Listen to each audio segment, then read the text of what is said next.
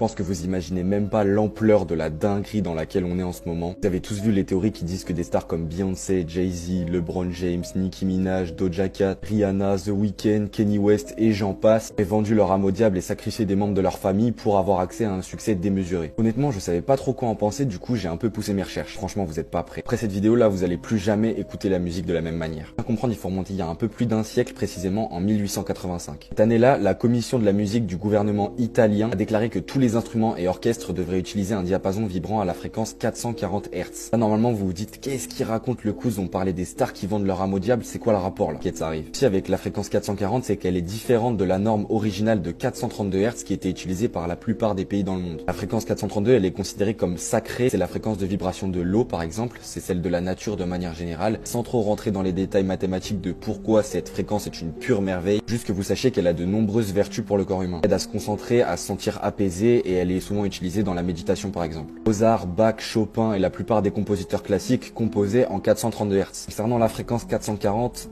c'est tout l'inverse. Pour en revenir à notre morceau d'histoire, en 1917, la Fédération des musiciens américaines approuve le gouvernement italien et commence à s'accorder en 440 Hz. C'est en 1957 qu'un accord mondial est signé pour que toute la musique produite dans le monde soit sur la fréquence 440 Hz. La raison pour laquelle on a voulu passer de 432 à 440 est encore aujourd'hui inconnue. Il y a une théorie selon laquelle ce changement aurait été dicté par le chef de la propagande nazie, Joseph Goebbels. Apparemment, il l'utilisait pour pousser les gens à penser et à ressentir d'une certaine manière, les rendre prisonniers de leur propre conscience. Un docteur qui s'appelle Leonard Horowitz qui a écrit un article et dedans il dit que l'industrie de la musique présente une fréquence symétrique qui blesse les populations, les poussant à plus d'agressivité, d'agitation psychosociale et de détresse émotionnelle, disposant les gens à des maladies physiques. Confucius disait, on veut savoir si un royaume est bien gouverné, si ses mœurs sont bonnes ou mauvaises, la qualité de sa musique fournira la réponse. Normalement, vous commencez à faire le lien avec les stars qui auraient soi-disant vendu leur âme au diable, qui selon les théories leur auraient offert le succès absolu, et en échange ils utiliseraient leur voix et leur musique pour contrôler les populations et les maintenir dans des schémas de pensée négatifs.